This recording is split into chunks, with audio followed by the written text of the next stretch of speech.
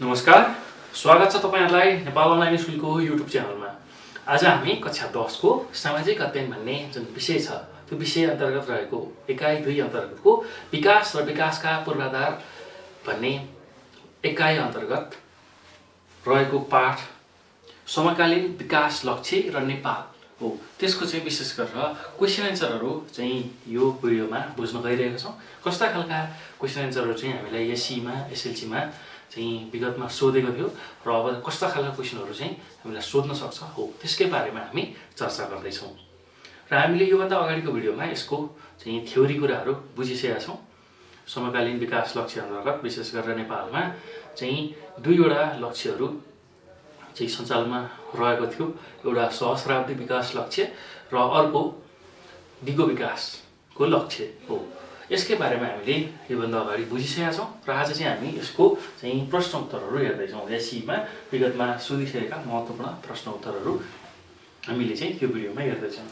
र अब पहिलो प्रश्नबारे हामी सुरु गरौँ। पहिलो प्रश्न हाम्रो के छ भन्दाखेरि सहस्राब्दी विकास लक्ष्य भनेको के हो भनेर हामीलाई चाहिँ प्रश्नले सोधेको छ। अब यसको उत्तरमा हामीले के लेख्न सक्छौं भने संयुक्त राष्ट्र संघले सन् 1990 मा बसेको महासभाको बैठकले विश्वबाट गरिबी घटाउने उद्देश्य लिई सन् 2000 सेप्टेम्बरमा भएको सम्मेलनले विश्वका अति अल्प विकसित राष्ट्रहरुमा रहेको गरिबी अन्त्य गर्ने उद्देश्यले तयार गरेको एउटा योजना जुन छ त्यसलाई सहस्राब्दी चाहिँ विकास लक्ष्य भनेर हामीले बुझ्न सक्छौं है त। सो सहस्राब्दी विकास लक्ष्य भन्ने बित्तिकै विश्वमा रहेको जुन अति अल्प विकसित एकदमै कम विकासमा परेका जुन राष्ट्रहरु छ त्यहाँबाट चाहिँ गरिबीलाई हटाउने, गरिबी उन्मूलन गराउने चाहिँ लक्ष्यका साथ अगाडि बढेको जुन योजना अथवा कार्यक्रमलाई हामी के भनेर भन्छौं भन्दाखेरि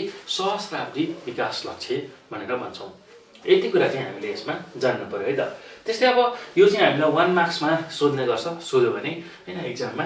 सो अब त्यसैगरी फर्म 1 मार्क्समै अर्को कस्तो खालको क्वेशन सोध्न सक्छ भन्दाखेरि दिगो विकासको लक्ष्य भनेको के हो भनेर हामीलाई सोधेको छ।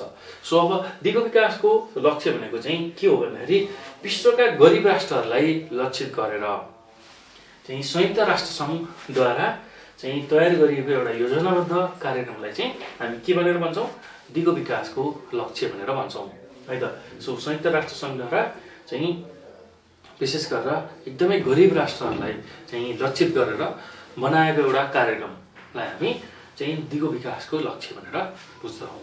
त्यसैगरी अब अर्को प्रश्न के छ भन्दाखेरि दिगो विकासका कुनै 4 वटा सूचकहरु उल्लेख गर्नुस् भनेर हामीले चाहिँ यस्तो खालको क्वेशन 4 मार्क्समा सोध्ने गर्छ। अब दिगो विकासको 4 वटा चाहिँ सूचकहरुमा के छ भन्दाखेरि पहिलो भनेको जनसंख्या नियन्त्रण गर्ने। अब आफ्नो देश अनुसार आफ्नो चाहिँ कस्तो खालको चाहिँ जनसंख्या निर्धारण गर्ने, कति जनसंख्या बनाउने भन्ने कुरा चाहिँ यसमा रहेको हुन्छ।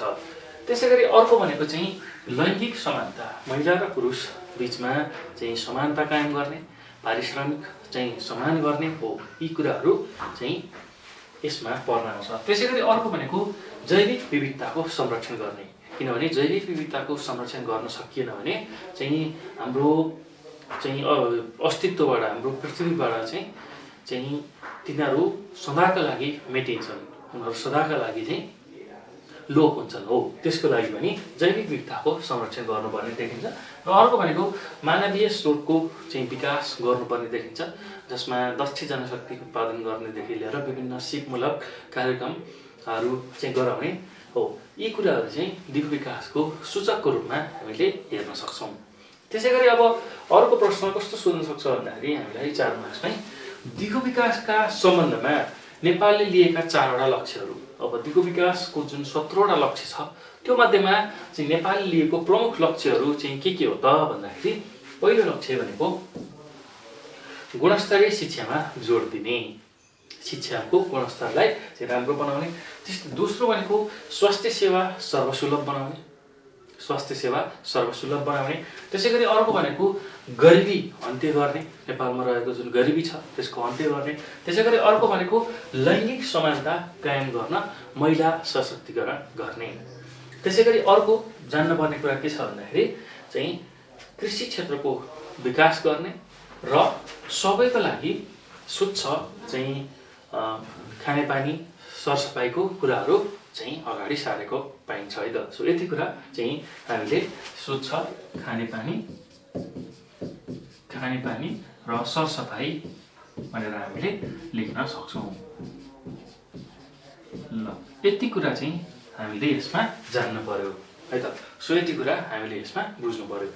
ओके, अब यो पछि अर्को प्रश्न के रहेको छ भन्दाखेरि मार्क्समै सोध्न सक्ने खालको क्वेसन, नेपालले विकाससँग सम्बन्धित लक्ष्यहरू निर्धारित समयमा नै प्राप्त गर्न के गर्नु पर्ला, बुँदागत रूपमा उल्लेख गर्नुहोस् भनेर हामीलाई सोधेको छ। हेर्नुहोस् त, नेपालले जुन विकाससँग सम्बन्धित लक्ष्यहरू छ त्यो चाहिँ एउटा टाइममै पुरा गर्नको लागि, त्यो टाइममै प्राप्त गर्नको लागि, एउटा समयमै चाहिँ त्यो पुरा गर्नको लागि के कस्ता चाहिँ कामहरू गर्नुपर्छ त्यसलाई हामीले लेख्नु छ। सो त्यसको लागि के गर्नुपर्छ भन्दाखेरि अब यसलाई चाहिँ बुँदागत रूपमा हामीले यसरी लेख्न सक्छौँ र यसको लागि स्पष्ट कार्यनीति तथा योजना तर्जुमा गर्ने एउटा कार्यनीति जुन छ हैन, यसरी चाहिँ काम गर्ने, यसरी चाहिँ यो समयमा यति काम गर्ने भनेर चाहिँ त्यस्तो खालको योजना तर्जुमा गर्नु पर्यो।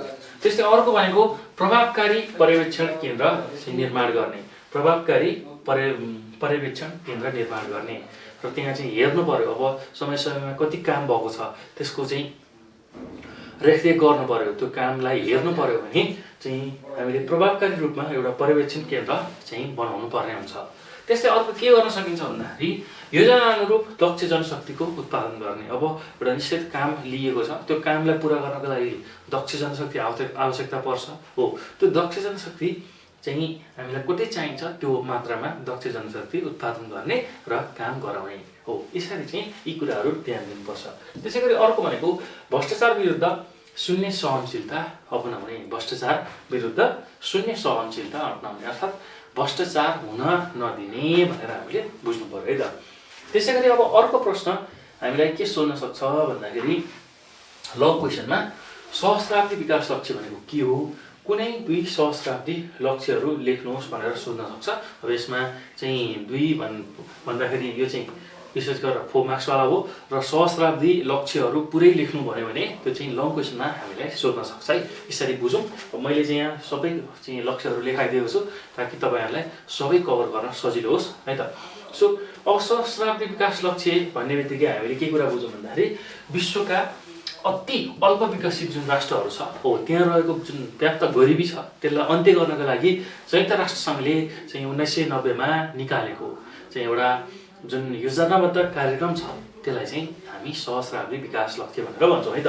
विशेष गरेर यो 1990 मा चाहिँ बसेको एउटा चाहिँ बैठक थियो संयुक्त राष्ट्र सङ्घको, त्यसले चाहिँ अब विश्वहरूबाट चाहिँ गरिबीलाई हटाउने, गरिबी चाहिँ निर्मूल गर्दै जाने भन्ने हिसाबले तयार गरेको एउटा जुन योजना छ, योजनाबद्ध कार्यक्रम छ हो त्यसलाई हामी सहस्राब्दी विकास लक्ष्य भनेर लेख्न सक्छौँ, बुझ्न सक्छौँ है त। अब अर्को कुरा के छ भन्दाखेरि अब यसमा के लक्ष्यहरू पर्छन् भन्दाखेरि विशेष गरेर यो सहस्राब्दी विकास लक्ष्य जुन चाहिँ 1990 देखि चाहिँ 2015 यो चाहिँ सन् 1990 देखि सन् 2015 सम्म चलेको थियो र यसमा विशेष गरेर कस्ता खालका लक्ष्यहरू छन् भन्दाखेरि गरिबी र भोकमरी अन्त्य गर्ने पहिलो, दोस्रो भनेको विश्वव्यापी प्राथमिक शिक्षा हासिल गराउने, त्यसै गरी तेस्रोमा लैङ्गिक समानताको वृद्धि र महिला सशक्तिकरण गर्ने भन्ने रहेको छ। त्यसै गरी अब यसको अर्को लक्ष्य भनेको चाहिँ बाल मृत्यु दर घटाउने, त्यसै गरी अर्को भनेको मातृ स्वास्थ्यमा चाहिँ सुधार गर्दै लग्ने, त्यसै गरी अर्को लक्ष्य भनेको HIV, एड्स, मलेरिया र क्षयरोग जस्ता जुन रोगहरू छ त्यसमा नियन्त्रण गर्ने, जुन सरुवा रोगहरू छ, यौन रोगहरू छ त्यसको चाहिँ नियन्त्रण गर्ने, त्यसै गरी अर्को भनेको वातावरणीय दिगोपनलाई सुरक्षित गर्ने, वातावरणीय दिगोपनलाई सुरक्षित राख्ने, त्यसै गरी अर्को भनेको विश्वका लागि विश्वव्यापी विकासका लागि विश्वव्यापी रूपमा सहकार्य गर्ने है त। सो विकासको लागि जहाँ जहाँ विकास चाहिएको छ त्यसको लागि विश्वको सबै चाहिँ निकायसँग चाहिँ सहकार्य गर्दै लाने भनेर हामीले बुझ्नु पर्यो है त। सो यति कुरा यसमा जान्नु पर्यो। अब यो पछि अर्को प्रश्न हामीलाई चाहिँ लङ क्वेसनको रूपमा के सोध्न सक्छ भन्दाखेरि दिगो विकासको लक्ष्य उल्लेख गर्नुहोस् भनेर सोध्न सक्छ। अब दिगो विकासको लक्ष्यहरूमा चाहिँ के पर्छन् त भन्दाखेरि दिगो विकासको लक्ष्य अन्तर्गत 17वटा लक्ष्यहरू पर्छन् हो, तिनीहरूको को बारेमा चाहिँ हामीलाई थाहा हुनुपर्छ त। त्यही लक्ष्यहरू चाहिँ हामीले इक्जाममा लेख्न सक्नुपर्छ। अब पहिलो लक्ष्य के छ भन्दाखेरि सबै ठाउँबाट सबै स्वरूपका गरिबीलाई अन्त्य गर्ने हाम्रो मुख्य काम भनेको गरिबी अन्त्य रहेको छ।